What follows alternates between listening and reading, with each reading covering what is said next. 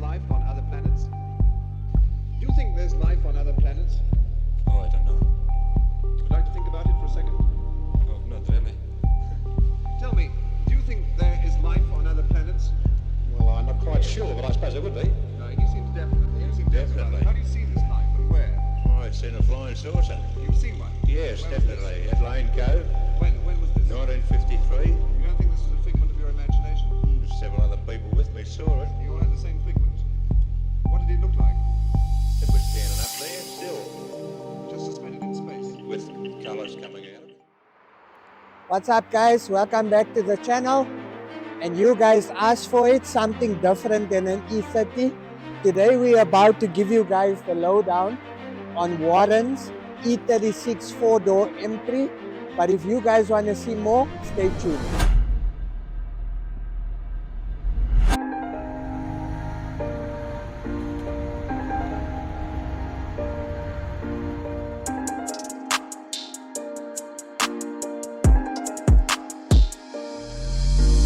So before we start talking about the car and Warren, I want to wish all the Muslims that are watching and everyone that celebrates a Ramadan Mubarak. May this month be an amazing spiritual journey for you. And please remember my family and myself in your prayers and your du'as as well I. So it's a month that all Muslims around the world look forward to. It's a time for us to repent and take stock of our blessings that we have in life and also to get closer to our Creator.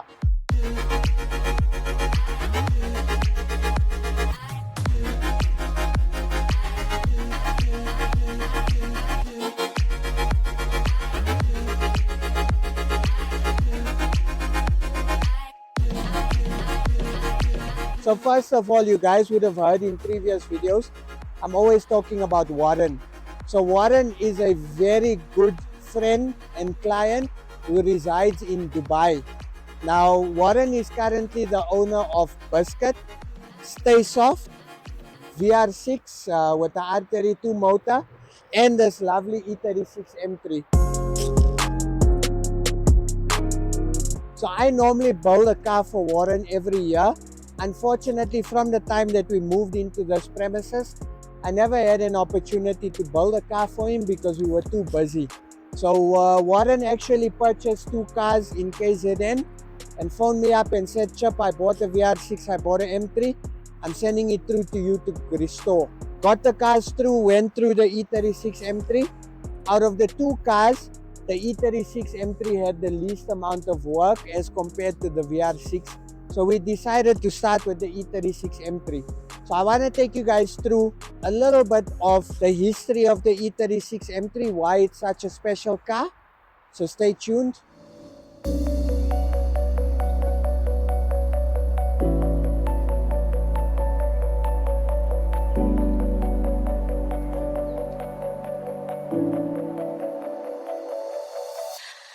The E36 M3 4-door is part of the BMW E36 generation of the BMW M3, which was produced between 1992 up until 1999. The E36 M3 in general represented the second generation of BMW's high-performance M3 lineup, succeeding the E30 M3. Now, the 4-door variant of the E36 M3 was introduced to cater to customers who desired the performance of the M3 but also needed the practicality of a sedan. So you can technically say this is a family car that packs a punch.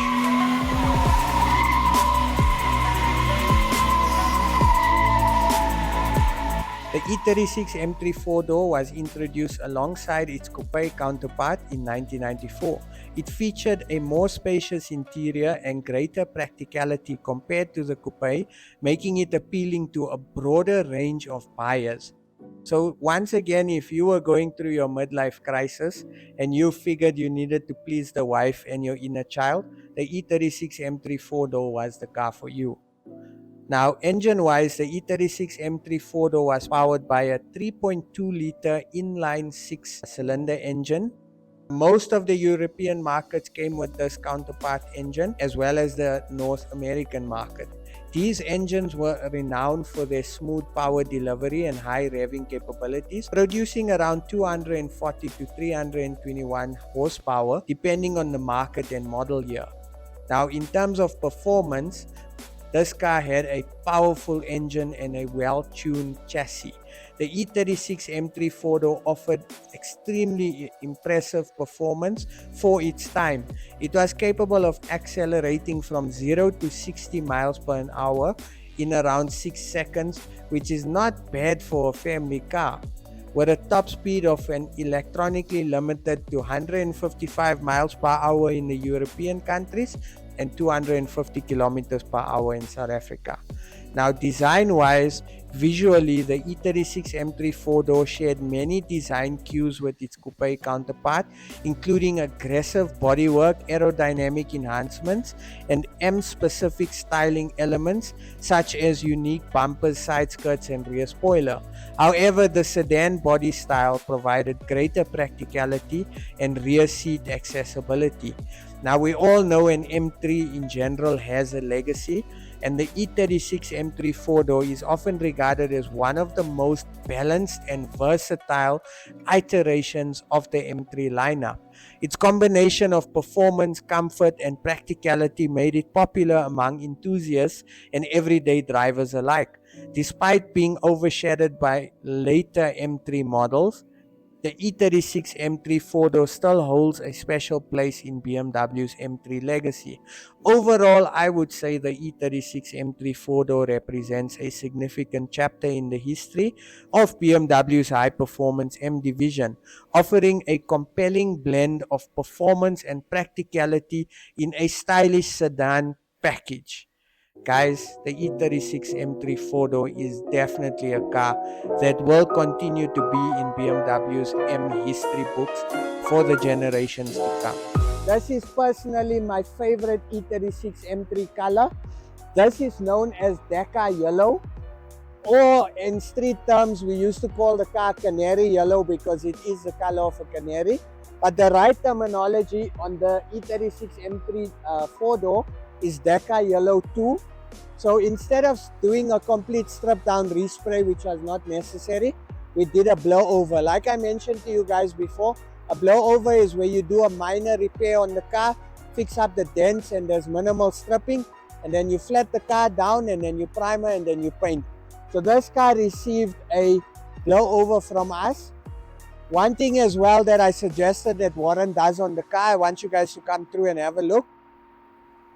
So initially the wheels with the normal alloy color. I always love a canary yellow or a Dakar yellow E36 M3 with the high polished wheels. So we basically send the wheels in to polish the faces and polish the lips just to give it a bit more of shine. This is a small modification that I love doing on E36 M3s. I've got it on my E36 M3 as well. I'll show you guys in a bit. But this is definitely something that I would recommend doing on a E36 M3 wheel, because for me personally it picks up the look of the wheel and it gives the wheel a little bit of show. I want to take you guys through to some of the parts that we replaced as well. So luckily for us, the parts are available from BMW. So we managed to replace the windscreen beadings, we replaced a few of the door pieces. I want to take you guys through to the inside of the car, and we were tasked to do the interior on the car. However, there wasn't much that needed to be done. So we left the door panels in original because they're in very good condition. We did the center armrest, we did the seats. And one thing I want you guys to take note of, there's a difference on the E36 M3 2-door interior versus the 4-door interior.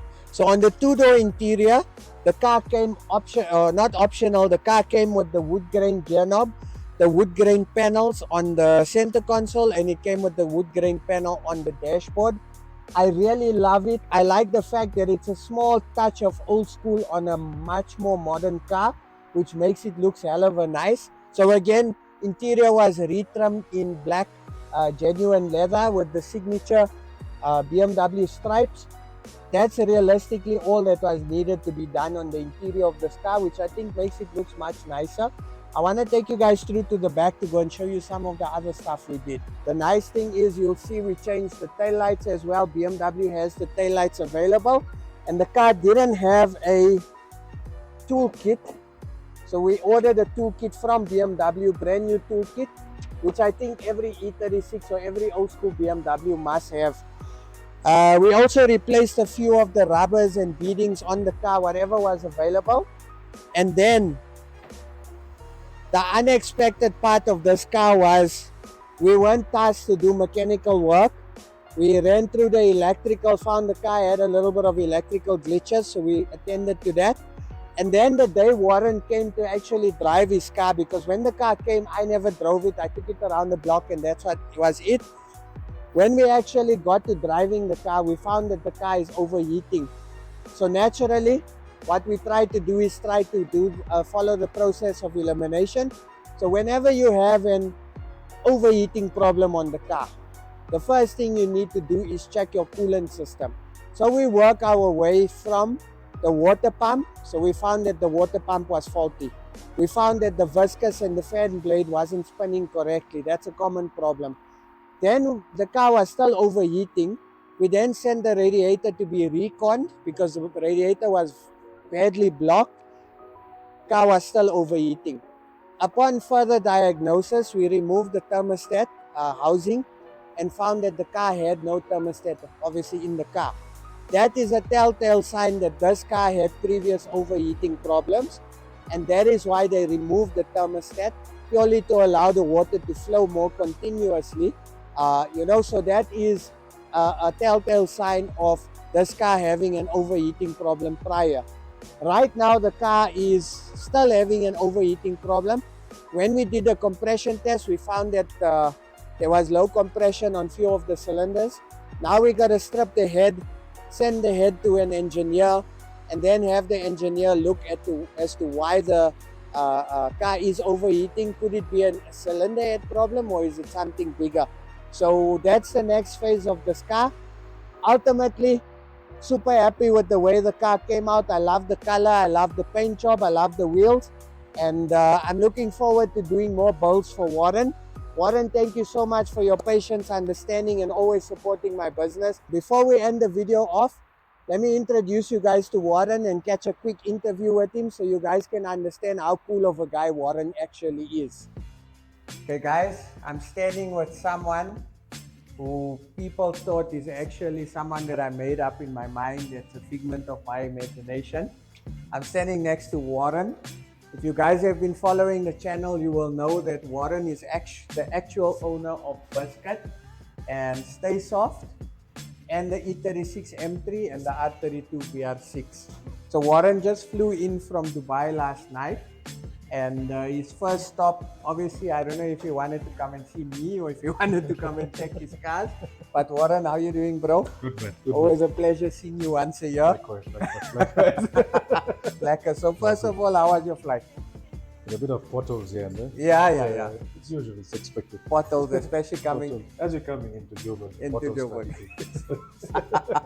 It's But a it was good one. It was good. Black comment.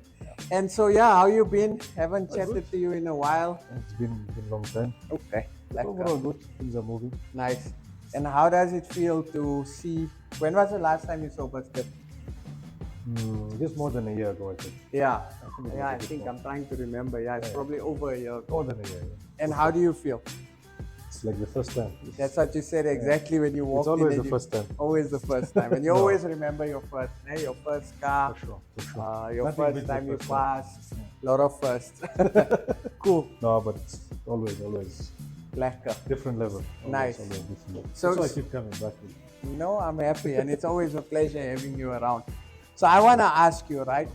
You are a VW guy, but you bought an E36 M3. What made you switch over? It's celeb, for sure. Celeb. Celeb, Nice. It's celeb. But you. Yeah. Well, it was part of the plan, Yeah. but never a reality plan. Yeah. So it was always part of the plan after seeing celeb. And all the Trying to Beamers. expand to it. Yeah, it's too many Beamers everywhere. No, lekker. Nice. It was time. Lekker. Now I just need to find E30. Yeah, we do. We'll see. We do. We have to find Warren and E30 now to add to his That's collection. the plan. That's the plan. I always get asked the question whenever people come through the shop and I say, they ask me if this is my car, I'm like, no, it's not my car. They don't believe me. It's same like Bling. Bling is always here. Bling parks here and everyone thinks I own Bling, but I don't own Bling. So why do you reside in Dubai and why do you collect cars in South Africa? This is a tough one. It is. It's a tough And I don't think I ever asked you this before, one. ne? No, I don't. Yeah. But I think it comes down to the culture. South Okay. African, you can't beat the South African car scene. Yeah. Even when you go overseas, it's Yeah. nothing compares. So the main reason is having it here, and with your shop and your expertise, you can't compare, man. No, lekker. Even Dubai, they have nothing on you. I promise you. And we were just talking. I think They- we they have need nothing. to. They have nothing. We really need to open a Chicanos Dubai soon. So if you're watching from Dubai, I promise you that is part of my plan. Myself and Warren chat about it often. So yeah, I'm gonna go visit. I chat to a few guys in the car scene that side, but they can definitely do some SA flavor. For sure. Yeah. You can't beat the. Do they have like bag cars? I seen a few bag cars, There's but a few bags, yeah, but nothing with crazy boot setups and intricate details. yeah. It's basic. Okay, They do it, but Yeah. it's not with the same level of detail. okay. You can't compare. Lekker, nice. So we'll make it happen there. You have to. Yeah. Okay, nice, lovely. And another question, what do you drive in Dubai? Changed recently, 3 days ago. Okay, So- nice. So you've been busy? Been busy, but Yeah. I have a few there. Okay, So the most recent is the M2 competition. nice. So this one is 3 days old. Okay, And then I've got an MK3 16 volt, yes, original from UK. nice, Recaro interior, lovely. bag, That one's bagged as well, bag eh? also. Yeah, Original, fully original. A Chev truck, a huge monster, nice, 6.3 liter monster. yeah, So it's quite a big one. And then the MK8 GTI. nice. They got a good collection. And then the special one is the bike, Yeah, to keep up with the Lambos. At least. that's the nice. That's the And current. and do you guys have like car meets in Dubai? look. There is, but it's more of everyone in the smaller groups. Yeah. Just separate.